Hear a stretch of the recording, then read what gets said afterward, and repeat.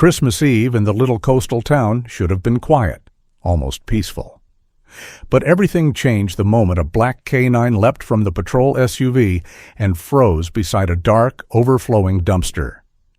In Noah's shaky flashlight beam, a small girl was digging through frozen trash, searching for anything she could eat. Yet what truly chilled the Navy SEAL wasn't the sight. It was the trembling prayer escaping her lips.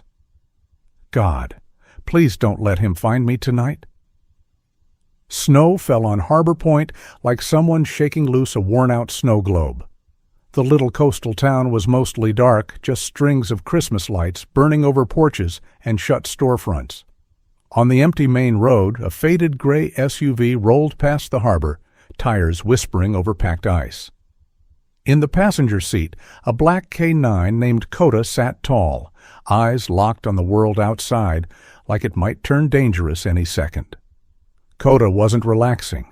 He never really did. His ears flicked at every distant sound, tracking the faint hum of a boat engine offshore, the creak of a sign over an all-night diner, a TV laugh track leaking from some apartment window. His breath fogged the glass in slow bursts, leaving soft circles on the window before fading away. The harness on his chest still carried the patch from his old unit, even if the world now called him a therapy dog.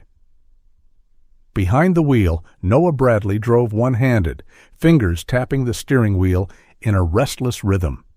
His badge tonight was only a volunteer one, borrowed from the local PD for holiday patrol, but the posture was muscle memory, eyes scanning, body slightly forward, every sense waiting for trouble. He glanced over at Coda and found those amber eyes already watching him, as if checking his pulse without touching him. "Last run, buddy," Noah muttered, voice a low rasp in the quiet cab. We swing past the strip mall, cut by the docks, and then home. Coda's ears twitched at the word home, but his gaze slid back to the window. Home for him was wherever Noah was. The house with the dark living room and unopened Christmas stockings was just a box they slept in. The radio crackled to life in a burst of static. The dispatcher's tired voice drifted in, wishing the overnight units a safe Christmas Eve, reporting nothing more serious than a neighbor complaining about loud carols. Noah gave a half smile that didn't reach his eyes. A quiet night was supposed to be good news. Somehow it just made the empty passenger seats of his life feel louder. Coda shifted his weight, claws clicking softly on the rubber floor mat. The smell of Noah's worn leather jacket, coffee from an old travel mug, and faint gun oil filled his nose. These were familiar scents, anchored to years of deployment, then nights on Noah's couch when the man woke up shaking. Whenever the dreams got bad, Coda would climb onto his chest, heavy and warm, pinning him back to the present. Tonight, there had been no time for dreams, only patrol, only snow. They turned off the main road, heading toward the strip mall on the edge of town. Most of the stores were dark, a closed hardware shop, a laundromat with lights off, a nail salon with glittering snowflakes taped to the glass. At the far end sat a discount grocery store, its glowing sign buzzing over an empty parking lot. Noah's headlights swept across the asphalt, catching only slush, an abandoned cart, and wind-chasing wrappers. Nothing looked wrong. That was the problem. From the road, everything looked fine here. That was why Coda existed. His nose pressed harder to the glass, drawing in the smells rolling off the rear of the building. Rotting produce, old fried food, cardboard. Underneath all of it, something else, something small, human, laced with cold sweat and stale fear. Coda's body went rigid, his ears pitched forward, tail stiff, a low rumble gathering in his chest. Noah felt it before he heard it, the way the SUV suddenly felt crowded, as if the air thickened around them. "What is it?" he said softly. Coda gave a sharp, urgent paw at the window, claws tapping twice like a code he'd used 100 times in another country. Noah's spine straightened. The tired volunteer driver vanished. The operator came back. He eased the SUV to the side of the lot, killed the headlights, and let the engine idle. Coda had twisted in his seat, nose now aimed toward the back of the building where the dumpsters sat in a narrow, half-lit alley. That low growl rolled again, deeper this time, not angry, just absolutely certain. "Okay," Noah breathed, reaching for the flashlight on the console. "You got something. Show me." He popped his door open, and the blast of cold air hit, like a slap, the kind that woke you up for real. Snowflakes pricked his face as he walked around to Coda's side and opened the door. The K9 jumped down without hesitation, landing silent, harness catching the faint glow from the distant street lamp. They moved together across the empty lot, boots and paws crunching in the snow. Noah kept one gloved hand light on Coda's harness, letting the dog lead, but staying close. Out here, Coda's world was louder, the hum of a refrigeration unit, the drip of melting icicles, the faint rattle of plastic bags caught on a fence. Under it all, his nose tracked that fragile human scent, fresher now, tinged with wet cardboard and cheap fryer oil. When they slipped around the corner into the alley, the cold seemed sharper, like the wind knew it wasn't supposed to be disturbed. A giant green dumpster sat hunched against the wall, surrounded by black trash bags and soggy boxes. One of the bags moved. It wasn't much, just a small shiver of plastic, but Coda locked onto it, shoulders dropping as he eased forward, no longer growling, only alert. Noah raised the flashlight, the beam cutting through the dim. The bag rustled again, then a small hand pushed through a tear in the plastic, fingers red and shaking. Another hand followed, clutching half a frozen chicken leg. The shape beneath the bag shifted, and a little girl's face appeared in the light, cheeks hollow, nose running, eyes blown wide like a cornered animal. She froze when she saw Coda, then Noah. For a long second, nobody moved. Snow tapped softly on metal and plastic, the only sound in the alley. Coda stood perfectly still, tail low, head slightly turned, posture open instead of aggressive. He'd done this dozens of times in burned-out houses and dusty villages. Become small so something more afraid than him would stop running. His breath puffed in gentle clouds, nose full of her scent now. Hunger, garbage, fear. The girl's lips trembled. She held the frozen food tighter, as if someone might rip it away. Noah lowered the flashlight beam so it wouldn't blind her and slowly crouched beside Coda, palms open, fingers spread. "Hey," he said softly, the way he talked to Coda on nights when the thunder got too close. "You're okay? You're not in trouble?" The girl didn't answer. Her eyes flicked from Noah's face to the badge, clipped to his jacket, and back to Coda's calm stare. Her shoulders hunched as if she expected impact. Coda took one careful step forward, sniffing, then sat down in the snow, close enough for her to reach, but far enough to give her a choice. His tail gave one soft sweep along the ground. The girl's chin quivered. The cold had worked its way into her bones a long time ago, but something in her face shifted, just a fraction, at the sight of the dog sitting there, as if he'd come only for her. Noah could see the moment she realized Coda wasn't there to chase her off. Her voice, when it finally came, was so thin it almost vanished in the winter air. She didn't answer his questions. She didn't tell them her name. Instead, she stared at the ground, clutching the chicken leg like a lifeline, and whispered, not to Noah, not to Coda, but to the sky above the alley walls. "God, just don't let him find me tonight." The words were half prayer, half confession, and when they hit Noah's ears, Coda's head tipped, as if the dog understood the weight of the person she meant. Snow squeaked under Noah's boots as he led the girl back toward the SUV, but it was Coda who closed the distance first. The dog padded up, lowered his head, and brushed his shoulder against her knee, like a quiet promise. She flinched at the touch, then froze, staring down at the black fur pressing gently into her leg, as if testing whether she was allowed to lean back.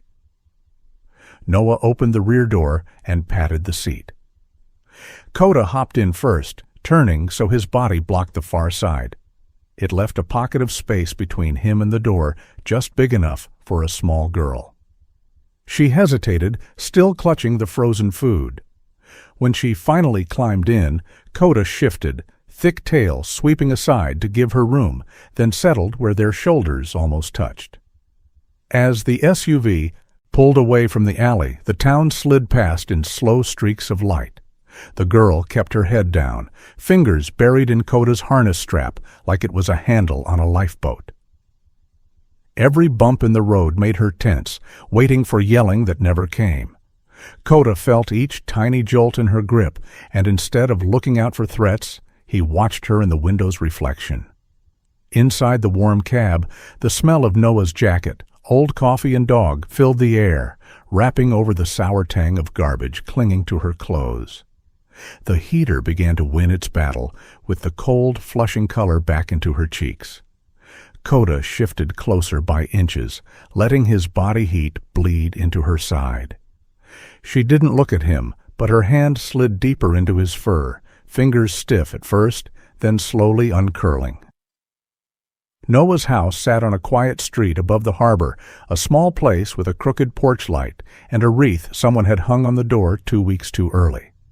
When they stepped inside, the air hit them warm and still, smelling faintly of pine cleaner and dust. A single string of lights hung around the living room window, half the bulbs burned out. Coda trotted ahead, making a quick loop, nose sweeping over corners he already knew by heart. He doubled back to her, tail level, ears soft. The girl hovered in the entryway, clutching her thin coat closed, shoes dripping meltwater on the mat. Her eyes hopped from the coat rack to the dark TV screen to a framed photo on the wall of Noah in uniform, smiling with an arm around a woman she didn't recognize.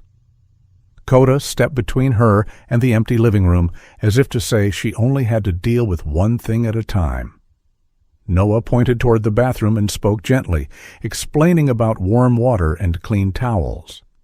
The girl answered his questions with nods more than words, her voice so quiet it barely crossed the tile.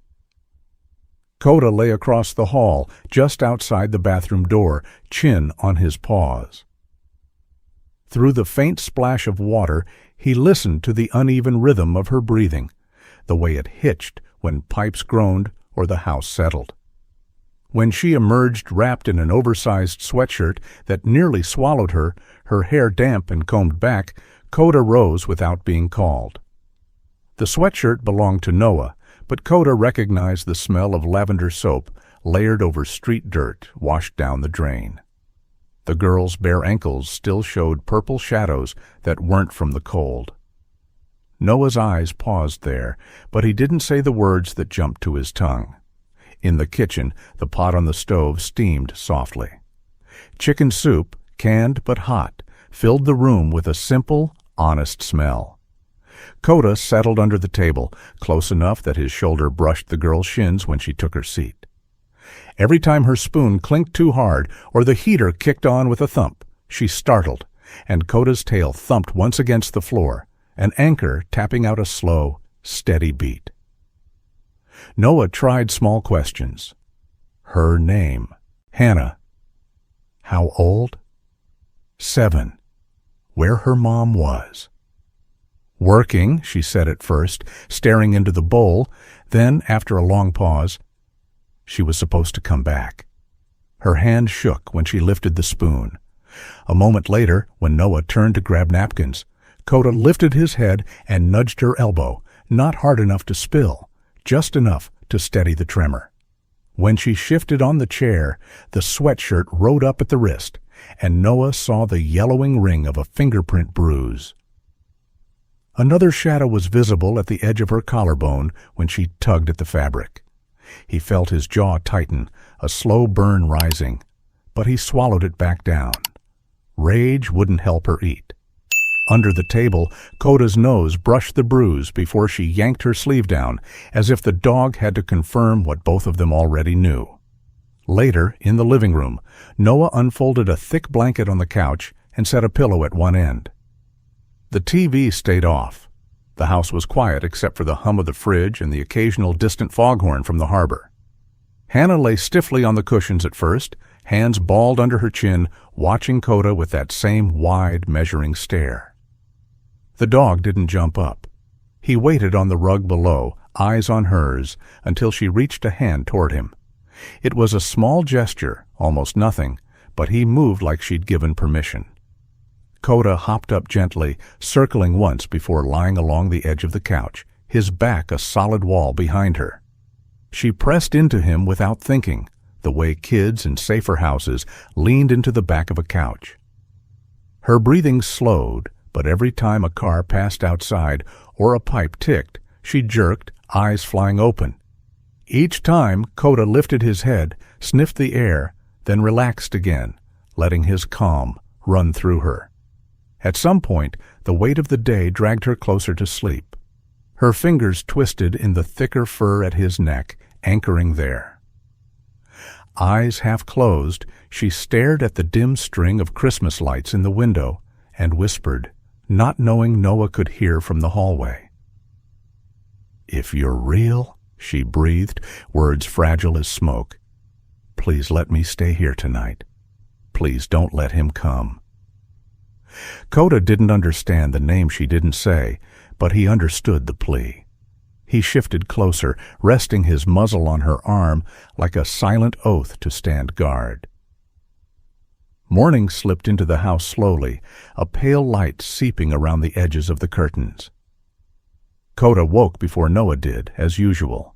He lifted his head from the blanket on the couch and blinked at the girl nestled against him. Hannah's hair stuck out in damp little tufts, one hand still knotted in his fur like she was afraid he'd vanish while she slept. When Noah shuffled in from the hallway, rubbing the back of his neck, Coda's tail thumped twice against the cushion. The man's eyes went straight to Hannah, to the way she'd curled around the dog as if he were a barrier against the world. For a brief, quiet moment, the scene could have been any living room on Christmas morning, except there was no tree, no wrapping paper, and the girl on the couch had dirt lines still faint on her wrist. The spell broke when Noah's phone buzzed sharp on the kitchen counter. Hannah flinched so hard her hand jerked in Coda's coat. The dog rose in one fluid motion, stepping down from the couch and placing himself between her and the sound without being asked. His ears twitched, listening, but his body stayed loose, a quiet message that they weren't under attack. Noah made calls with coffee in his hand and worry in his voice. He spoke to a nurse at the clinic, to the non-emergency police line, to a number for child services he found on an old fridge magnet. Each time, Coda watched him pace from stove to sink and back again, catching words like, "Found her behind the store," "No ID," "No, I don't know where the parents are," and "She's safe here for now." By the time the last call ended, Hannah was sitting up on the couch, knees tucked to her chest, eyes following Noah like she expected to be told to move. Coda hopped back up beside her and sat so close their shoulders touched, his weight a steady presence. When Noah knelt in front of her to explain that someone from the county was coming to talk, it was Coda she grabbed, fingers digging into the thick fur at his chest. The woman from Child Services arrived an hour later in a small sedan, dusted with road salt. Monica Coleman stepped into the entryway, shaking snow from her coat, eyes soft but tired. Coda approached first, as trained, pausing a few feet away and lifting his nose to read her. She smelled like cold air, coffee, and the paper files tucked under her arm, not like danger, but like decisions. Monica crouched to let Coda sniff her hand, offering her fingers palm down. "You must be Coda," she said quietly, as if she knew better than to make sudden moves in another creature's space. The dog accepted the greeting with a brush of his nose, then turned his head toward the living room, glancing back once to see if she was coming. In his simple way, he introduced her to the place that had become his patrol. Hannah sat rigid on the couch when they entered, the sweatshirt too big around her shoulders. Her eyes flicked from Monica's badge to the purse, then to the front door, measuring exits. Coda eased up beside her again, wedging his body along the cushion so that half of her small frame disappeared behind his back. Monica noticed, folding her hands around her folder as she took the chair across from them. The questions started gently enough. Name. Age. Did she remember the last place she lived? Hannah's voice barely rose above a whisper, and half her answers came out as shrugs or nods. Every time Monica said sweetie or honey, Coda felt the girl's fingers tighten against his ribs. Talk of temporary placement and shelter in the city made her breathing pick up, quick and shallow like a bird hitting glass. When Monica mentioned the shelter by name, promising other kids and real beds, Hannah's control snapped. She lurched forward, shaking her head, words spilling out in a ragged rush. "He knows that place," she cried, voice cracking. "Rick knows where they take kids. He said if I ever ended up there, he'd come get me first." Tears streaked down her cheeks. Coda barked once, sharp and short, not at Monica, but at the fear coming off Hannah in waves. The sharp sound pulled the room still.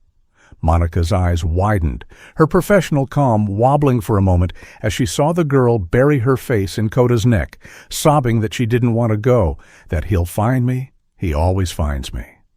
The dog stayed utterly steady, absorbing her weight, his chest rising and falling in slow, deliberate breaths. Noah's jaw clenched, hands balling on his knees, but he forced his voice low when he spoke. "We're not sending her anywhere he can walk into," Noah said finally, looking from Monica to the girl and back again. Coda's ears flicked. He recognized that tone from missions when Noah had made up his mind. Monica tried to explain policies, liability, holiday staffing. The words sounded thin in the small room. Coda didn't understand rules, but he understood the way Noah shifted closer, one hand resting on his back as if drawing resolve from the dog. Silence sat with them for a long beat, filled only by Hannah's quieter sniffling and the faint tick of the wall clock. Monica looked down at the file she hadn't opened, then back at the sight in front of her. A man who could have stayed home on Christmas, a child clinging to a dog like a life vest, the dog refusing to move even an inch away. When she finally spoke, her voice had changed. "If she stays," she said, "we move fast on paperwork, but you understand what you're taking on." Noah nodded, the decision already settled somewhere deep in his chest.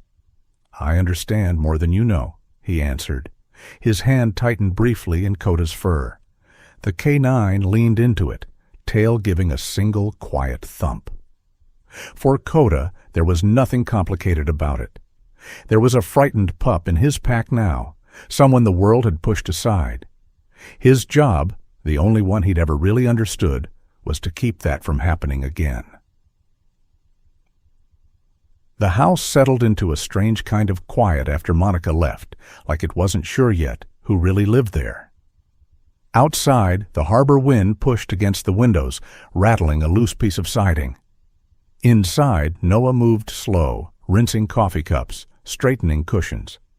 Coda padded after him from room to room, claws soft on the floor, reading the tension in his shoulders like lines on a map. Hannah had drifted into a light sleep on the couch again, worn out by questions and crying. She wasn't fully gone, though. Every time a car rolled by outside, her eyelids fluttered.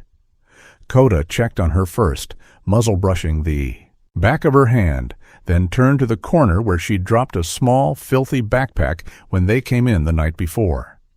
It huddled by the wall like it wanted to disappear. He walked over and sniffed it, the way he would have checked an unattended bag years ago in hotter places. The scent hit him. Old French fries, damp paper, a trace of cheap floral shampoo, and underneath it all, the sharp, familiar thread of Hannah herself. He nudged the backpack with his nose, making the zipper jingle, then glanced back at Noah, tail giving one small, deliberate sweep. Noah followed his gaze, drying his hands on a dish towel.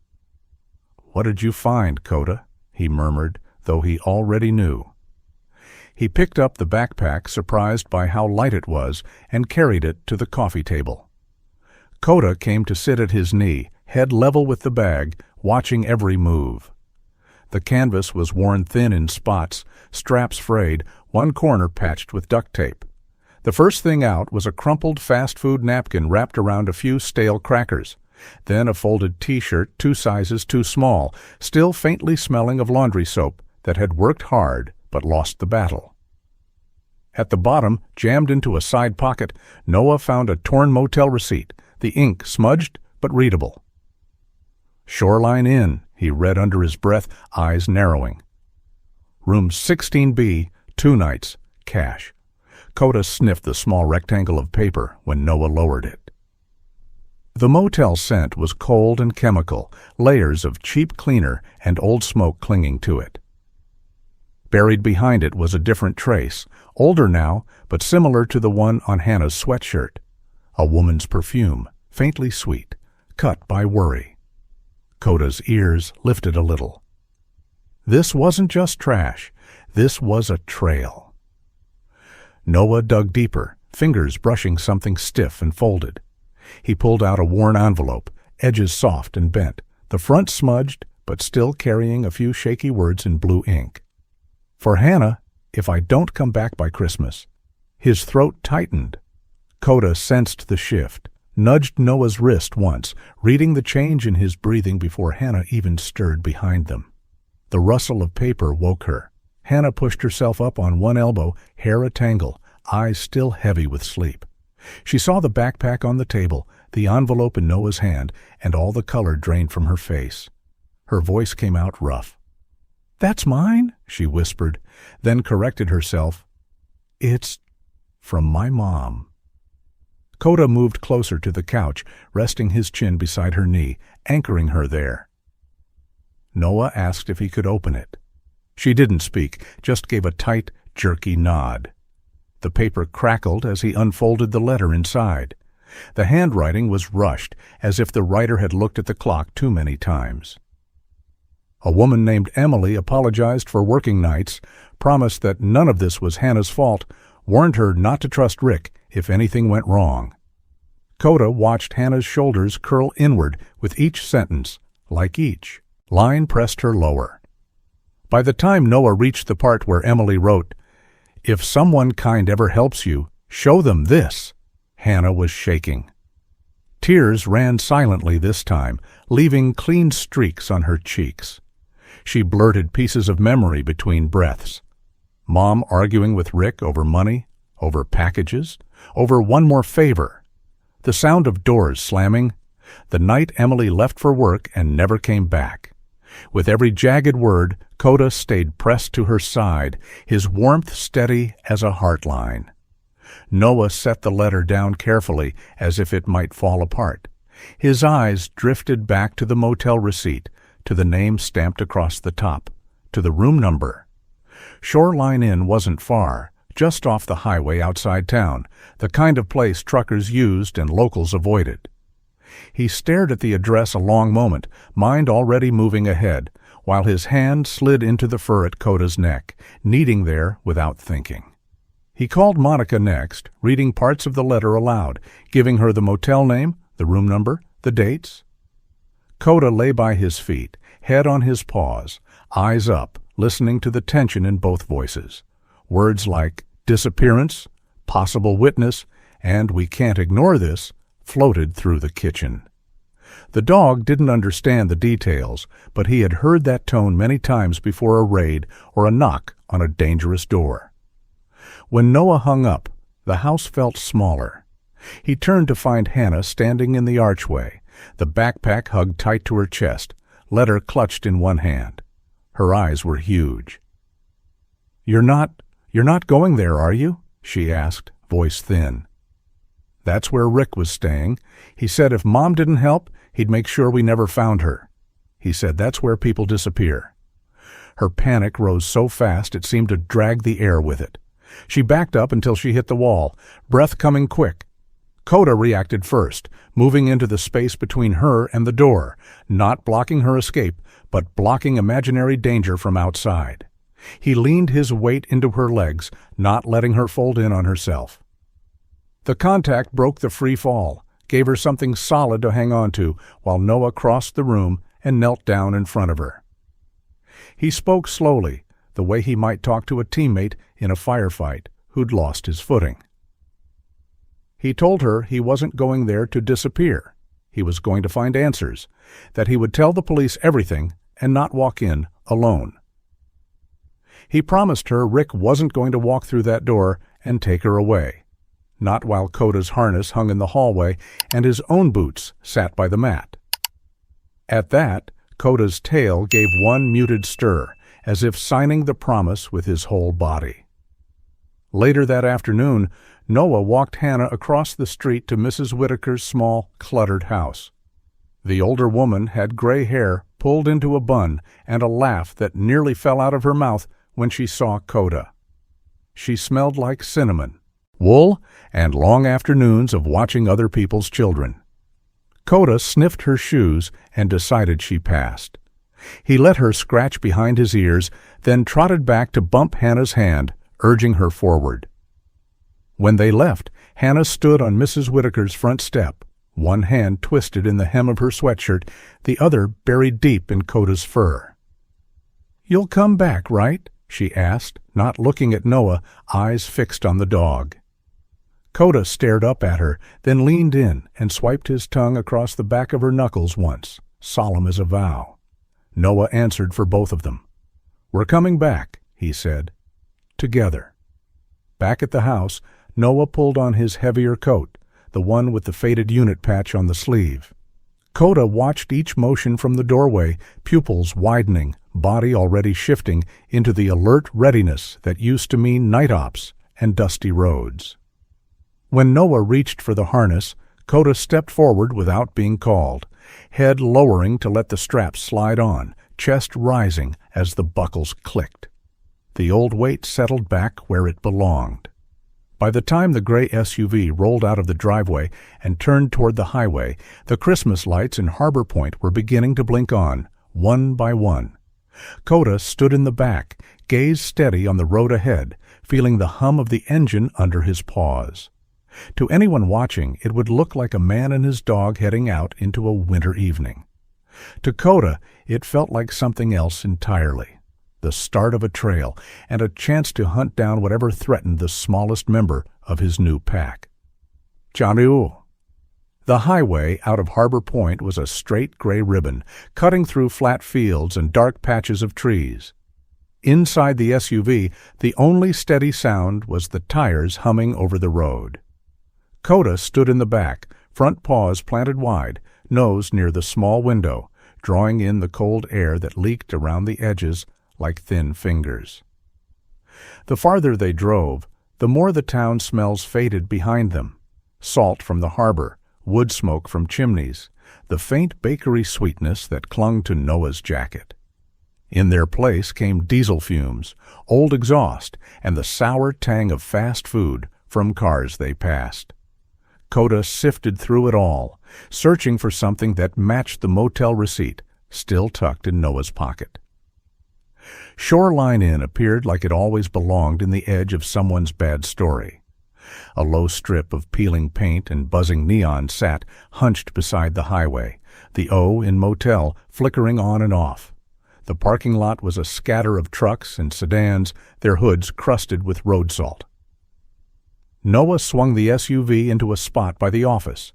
Coda's ears tipped forward, taking inventory. When Noah opened the back, Coda hopped down in one smooth motion, boot soles and dog paws landing together on gritty asphalt. The air here smelled thick and stale, like cleaner sprayed over old smoke, fried food from a nearby diner, and the faint metallic cold of the highway. Beneath it, like a low note in a sour song, something familiar brushed his nose. The same cheap floral shampoo he'd smelled on Hannah's backpack. The office door chimed when Noah stepped inside, Coda at heel. A young man behind the counter jerked his head up from a small TV, eyes widening at the sight of the harnessed K9. Jay wore a faded ball cap and the tired look of someone who had heard too much through thin walls. Coda watched him closely, noting the sudden spike of adrenaline rolling off the man's skin. "You folks with the cops?" Jay asked, voice trying to sound casual and missing. Noah showed him the badge and the motel receipt. Room 16B. The date? The name, Emily. With each detail, Jay's swallow grew louder. Coda shifted just enough to put his shoulder in front of Noah's leg, not blocking, just there, in case the wrong kind of panic took over on the other side of the counter. They stepped back out into the cold, Jay leading them along the second-floor walkway that overlooked the lot. The metal railing was sticky with old rust. Footsteps clanged in a slow rhythm. Coda walked slightly ahead, nose testing each door as they passed. Room 14 smelled like stale beer and frustration. Room 15 carried cheap cologne and too much perfume. When they reached 16B, the dog stopped dead. The door looked like every other door, paint chipped around the knob. But the air around it felt different, crowded. Coda's nostrils flared, gathering layers. Harsh disinfectant, old cigarette smoke, the faint ghost of that same floral shampoo, and deeper down, the heavier sour odor of a man who didn't wash as often as he drank. His lips twitched once, a low vibration starting deep in his chest. Noah felt the tension ripple through the harness. He laid a hand on Coda's shoulders, then knocked on the door, knuckles firm but not pounding. Silence answered first, that heavy motel kind that wasn't really silence at all. Behind it came a muffled TV, a cartoon voice riding over the hum of the heater. Coda tilted his head, ears following the sound. There was breathing behind that door, and it was too quick for someone asleep. Another knock, this one harder. "Rick!" Noah called, voice carrying just enough authority to reach under the crack. Coda's hackles edged up, not full, but enough to bristle the line of fur along his spine. There was a shuffling inside, a pause, then soft footsteps padding closer, lighter than Noah expected. The knob turned with a slow squeak, and the door opened just a hand's width. A thin boy's face peeked out, maybe 10 years old, hair sticking up every which way, eyes ringed in shadows. He squinted at the hallway, then froze when he saw Coda first, not Noah. For one heartbeat, fear flashed sharp, then something else slid in behind it. Recognition. The boy's gaze dropped to the harness patch, to the steady, unblinking eyes looking back at him, calm in a way no adult here had ever been. Coda stood still, letting the child read him. No teeth, no growl, just solid, breathing presence. The boy opened the door a little wider, the smell from inside spilling out. Old pizza, sweat, and worn-out blankets. Behind him, 2 thin mattresses lay on the floor, one unmade, one neatly folded. A duffel bag gaped open in the corner like a lazy mouth. There was no sign of Rick.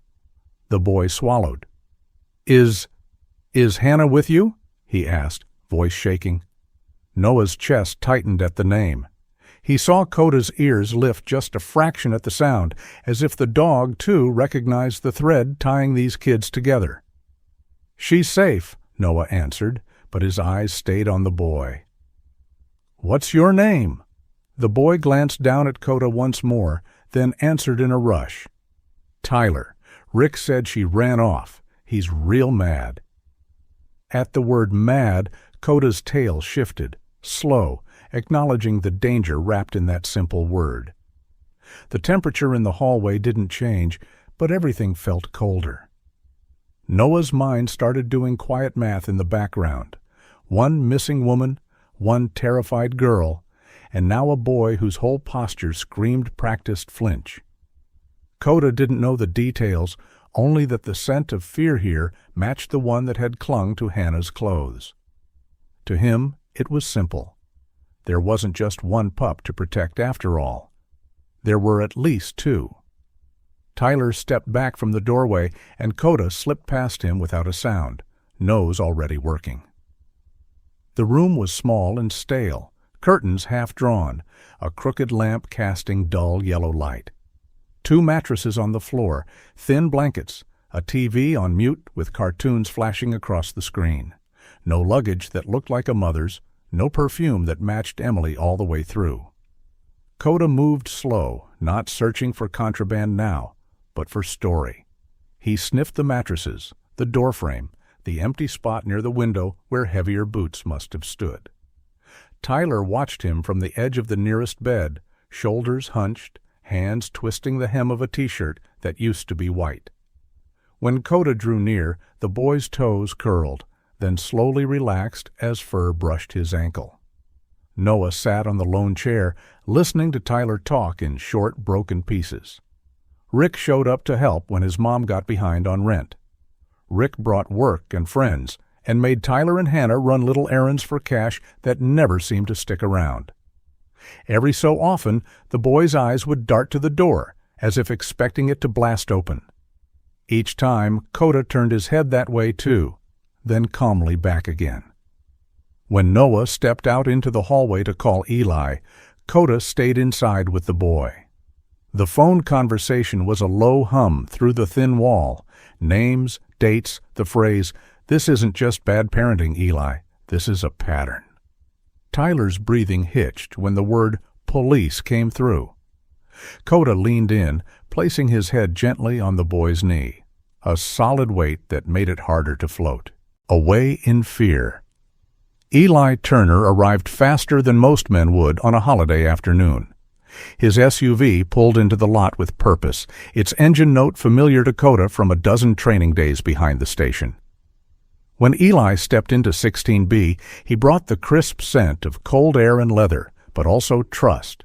Coda recognized him as one of Noah's old anchors, someone whose voice could quiet a room even without a badge.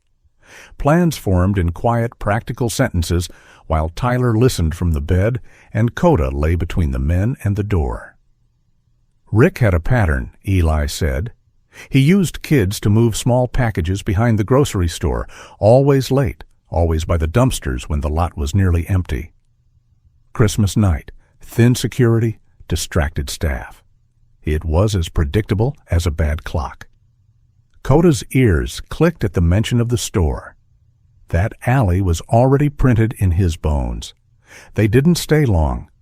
Tyler was placed in another room closer to the office, under Jay's nervous but sincere watch, until a foster slot could be arranged. As they left, the boy reached out hesitantly toward Coda.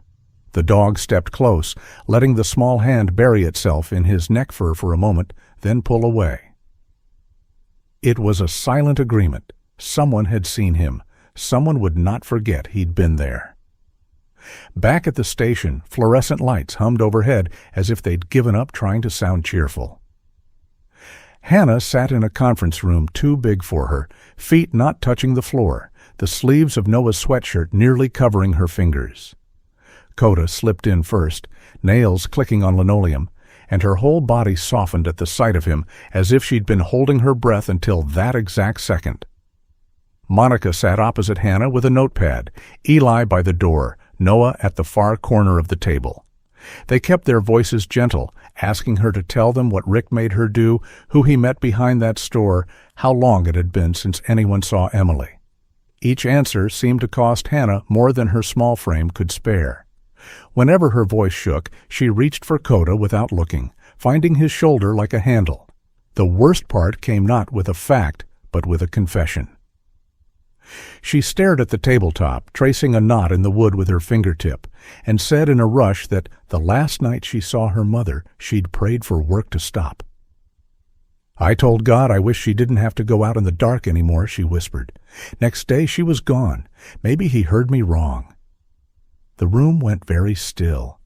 Coda pressed closer, chest against her shins, feeling the tremor run through her. Noah's chair scraped back quietly as he knelt beside Coda, bringing his eyes level with Hannah's. He told her, firm but soft, that grown-ups make bad choices all by themselves, that no prayer from a child ever sent a good mother away. His fingers threaded into Coda's fur as he spoke, grounding his own anger. The dog took the squeeze, leaning into both of them, bridging the gap between their pain and the simple truth of his steady presence. As the afternoon bled toward evening, the plan solidified. Eli laid it out on a whiteboard in the bullpen. Unmarked cars near the loading dock, 2 uniforms inside the store, Noah and Coda positioned near the alley entrance. Rick thought he was meeting yet another driver behind the dumpsters. Instead, he'd be walking into a ring of people, finally paying attention. Coda watched from the doorway, head slightly tilted, as if studying the map like any other operator. Before they left, Noah returned to the conference room, where Hannah now sat alone with a styrofoam cup of cocoa, gone lukewarm. Coda trotted ahead and nudged her knee, tail moving low and slow. She looked up, eyes rimmed red. "Are you going back there?" she asked. When Noah said yes, she swallowed and slid an object across the table, a key card from the motel, worn plastic rimmed with scratches. "He keeps extras," she said, "so nobody can lock him out." Noah took the card, then her hand, then glanced at Coda. The dog stepped in, pushing his broad head under Hannah's palm until her fingers automatically curled around him. "I need you to stay here with Monica," Noah said. "Coda's coming with me. That's how you'll know we're both coming back. We go together, we come back together." Hannah nodded once, tightly. Coda held her gaze a heartbeat longer, promising without words. When dusk settled over Harbor Point again, the grocery store's lights flicked on, casting a pale glow over rows of parked cars. In the alley behind, dumpsters loomed like dark shapes against the snow. Noah crouched just inside the mouth of the alley, back to the brick, breath visible in slow, controlled streams. Coda sat pressed against his leg, facing the open lot, every line of his body pointed toward whatever came next. There, in the hush before confrontation, the world shrank for Coda to simple things. Noah's scent, sharp with focus and a thread of worry. The remembered smell of Hannah's hair on his paws. The thick, oily stink of fear that Rick carried like a coat, and was even now bringing closer with each step across the ice. Coda's muscles coiled, not with rage, but with the clean readiness of a working soul who finally had the right target in his sights. Shucked, snowflakes drifted down, lazy and soft, pretending the world was peaceful. Behind the grocery store, it was quieter than the bright front lot, just the hum of compressors and the drip of meltwater off the roof. Noah waited in the shadow of the brick wall, breath steady, one hand resting on Coda's harness. The dog sat close, shoulder to Noah's knee, eyes fixed on the gap between dumpsters and open lot. From the front of the store, faint music leaked through automatic doors, a Christmas song nobody here was listening to. In Noah's earpiece, Eli's voice came low and calm, updating positions. 2 officers inside by the loading bay, 1 unit parked across the street, lights off. Coda didn't need the radio. His world narrowed to scent and sound, oil, trash, old snow, and somewhere out there, a man he had never seen but already knew. They didn't have to wait long. Footsteps crunched on the far side of the lot, too heavy to be a kid, too careless to belong to someone who thought anyone might be watching. Coda's ears tipped forward, muscles tightening under Noah's palm. A van door creaked. Voices, low and hurried, bounced off the concrete. The dog picked out one he'd never heard before, but instantly disliked, threaded with nicotine and cheap whiskey, and a sour arrogance. Rick came into view by degrees, first a puff of cigarette smoke, then a bulky jacket, then a face pulled tight with impatience. He stalked toward the dumpsters, glancing over his shoulder once, not really expecting trouble. In his hand, a small duffel swung like it was nothing more than laundry.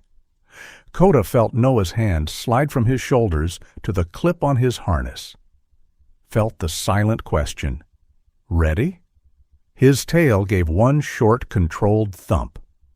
The van door on the far side opened again, just enough for a small figure to hop down and stand near the bumper. Another child, shoulders hunched against the cold, eyes flicking everywhere but up. That was the crack in the rhythm. Rick barked at the kid to stand still, called him by the wrong name, cursed the cold. Coda's weight shifted forward, reading the angle of threat, the distance, the moment when talk gave way to harm. Eli's signal came soft in Noah's ear, but Coda moved on something older than words. At the first sharp command, "Rick, police! Hands where I can see them!" Noah unclipped the lead.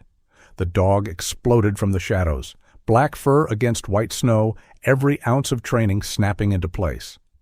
Rick turned toward the voice, too slow for the dark streak already aimed at his center mass. Coda hit like a living anchor, jaws locking onto the padded sleeve of Rick's coat, driving him backward and down. The duffel flew, skidding across the ice. Rick yelled, a string of curses more startled than brave, one arm flailing before officers swarmed in from the edge of Coda's vision. The dog didn't see handcuffs. He felt the strain of a man trying to yank free, and he held fast until Noah's voice cut through. "Out! Coda! Out!" The command slid into his bones like a switch.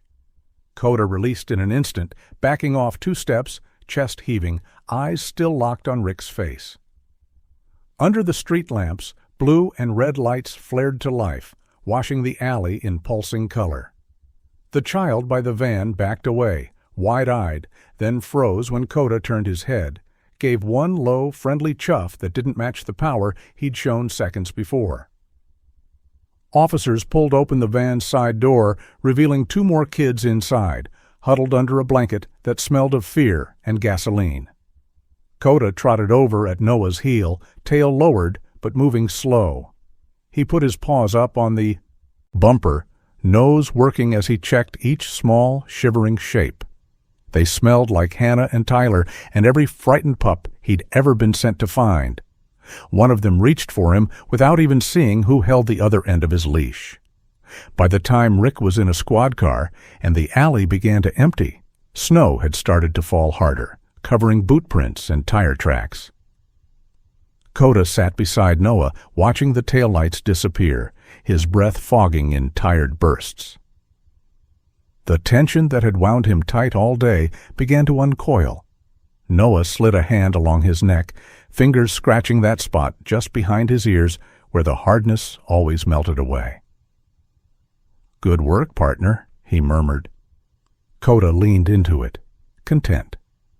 The next morning, the courthouse in town smelled of old wood, paper, and too many anxious hearts in one building.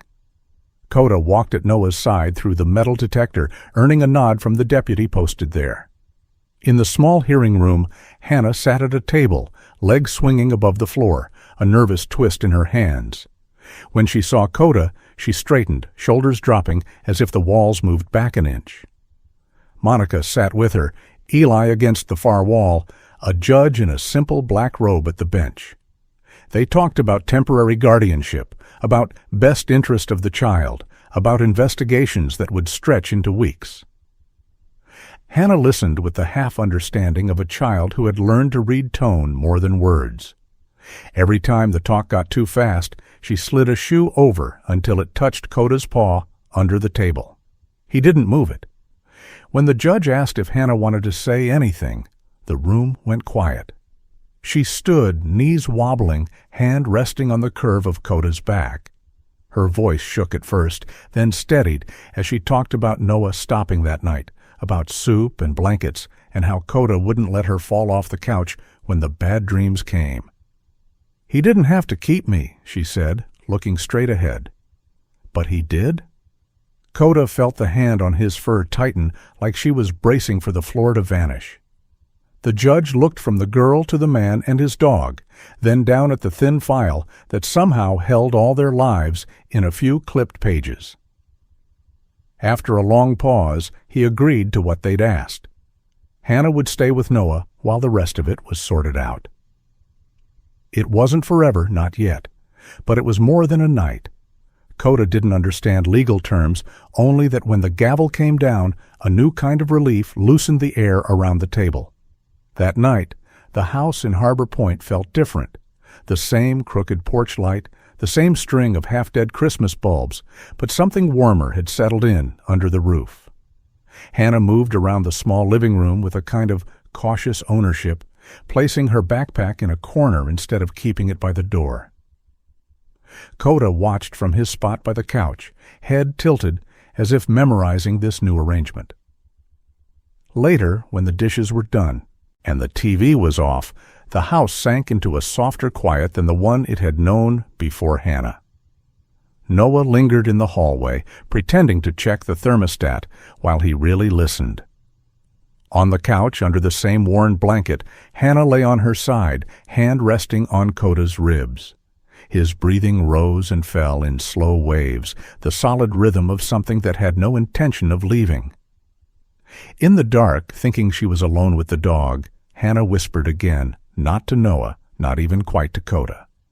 "God, if you're still listening," she said, voice no more than a thread, "if Noah and Coda could be my family, I won't ask you for anything else." The words hung there, fragile and fierce at the same time. Coda shifted, nudging his nose under her hand until her fingers slipped around him, holding on. He didn't know the shape of family, but he knew this much.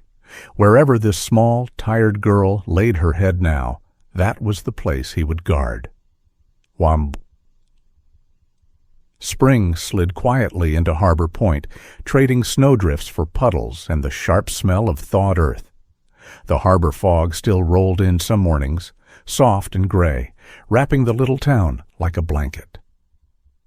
In the small house above the water, Coda sprawled in a patch of pale sunlight on the living room rug, one eye on the front door as if it might make an announcement.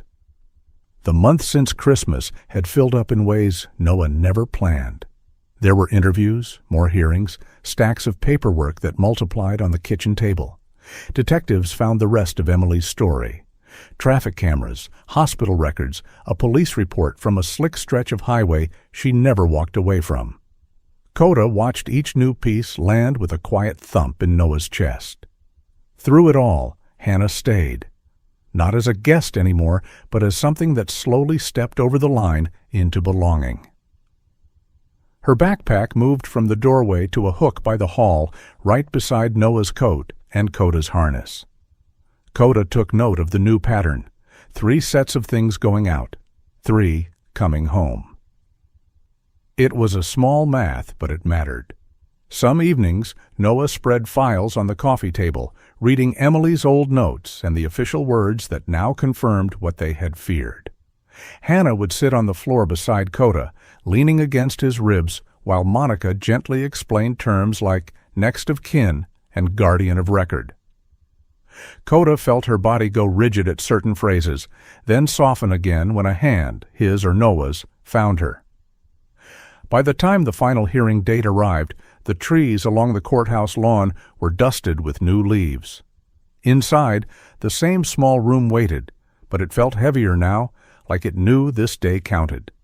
Coda walked in at Noah's heel, nails ticking on the polished floor, nose twitching at the familiar blend of paper, polish, and nerves. Hannah sat at the front table, in a simple blue dress Monica had picked out, her hair pulled back in a crooked ponytail. When Coda came to rest beside her, "Chair?" She slid her foot sideways until it touched his paw, grounding herself in that small contact. Eli sat behind them, arms folded, and even Jay from the motel had come, twisting his cap in his hands like it was a worry stone. The judge reviewed the file again, glasses low on his nose, lips pressed in a thin line. He talked about Emily's letter, about Rick's arrest, and the charges that would keep him far from any child for a very long time. He mentioned Noah's service record, the home visits, the way Hannah's nightmares had eased. Coda didn't understand the words, only the way the room held its breath. When the judge finally asked if anyone else wished to speak, there was a small rustle of movement. Hannah stood, one hand still on Coda's head. Her voice shook on the first sentence, then steadied as she talked about nights in the motel, about digging through trash when her stomach hurt, about the night a man and his dog stepped out of the snow and didn't look away. "He stopped," she said simply. They both did. For a heartbeat, no one spoke. Coda felt the tremor in her fingers as they tightened in his fur, so he leaned harder into her, sharing his weight. The judge's gaze moved from girl to man to dog, lingering on the old unit patch stitched to Coda's harness. Then he did something rare in that room. He smiled, just a little, before clearing his throat and granting the petition. Noah Bradley would be, in law and in name, her father. The sound of the gavel was not as loud as Hannah had feared. It came down with a simple tap, and something in her shoulders dropped with it, as if she'd been carrying a backpack only she could feel. She turned to Noah first, then knelt to wrap both arms around Coda's neck. The dog closed his eyes and took the full force of her relief, like he'd taken her fear, steady as a stone in a busy river. Summer found them different, too. With Eli's help and Monica's paperwork, an old building near the harbor was cleared out and cleaned up. They painted the walls bright, dragged in tables and battered couches from yard sales. A hand-painted sign went up over the door, Harbor Point Haven. Underneath, in smaller letters, someone had added, hot meals, warm beds, no questions. Coda sniffed the fresh paint and wagged, approving. On opening day, kids drifted in slowly, some from corners Noah knew too well, some from cars that parked just a little too far from the door. Coda met each one at the threshold, tail low and friendly, nose checking pockets for hidden snacks and hearts for hidden shaking. Hannah moved among them with a ladle and a shy smile, filling bowls with soup that actually stayed warm until the bottom. Some afternoons, Noah would catch her on the worn couch, surrounded by younger kids, retelling the story of the night Coda found her behind the store. She never made herself the hero, and she never used Rick's name. She always ended with the same picture, a black dog, sitting still in the snow while a scared girl decided whether or not to trust him. Coda, stretched out at her feet, would twitch an ear as if listening for mistakes, then relax again. When the year turned full circle and Christmas came back around, Harbor Point shimmered with lights once more. The grocery store lot was busier that year, a little safer too, but it was the small house above the harbor that felt the most changed. A tree, slightly crooked, stood in the corner, branches heavy with mismatched ornaments. 3 stockings hung over the heater vent, one with Noah's name, one with Hannah's, and a third with a paw print carefully drawn in marker. On Christmas Eve, after the dishes were stacked and the porch light flipped off, the house settled into that familiar soft quiet. Noah lingered by the window, looking out at the faint outline of the town. Behind him, on the couch, Hannah lay under the old blanket, one hand resting in the middle of Coda's back. The dog dozed, ears still tuned to every car on the hill, every gull calling down near the docks. Thinking no one was awake, Hannah whispered again into the dim. The words were clearer this time, less like a plea, and more like a thank you. She thanked God for soup and warm socks, for Mrs. Whitaker's cookies, for a judge who listened, for a man who didn't drive past, and for a dog who somehow heard a little girl's prayer in the sound of rustling trash bags. Coda's tail gave a slow, sleepy sweep against the cushion. He didn't understand the whole of it, not the paperwork or the prayers, not the way strangers' signatures could rearrange a family. What he knew was simpler and maybe truer. Once, on a freezing night behind a store, he had followed a scent of fear to a small, shaking figure in the dark. He had stayed, and so had Noah, and now, in this warm, quiet room, with a girl breathing easy against his ribs, there was nowhere else in the world he meant to be. If this story touched you, drop a simple comment below. Even a 0 or 1 helps the video reach more people. And if you'd like to follow more real, heartfelt journeys like this one, make sure to subscribe to the channel. Your support helps bring the next story to life.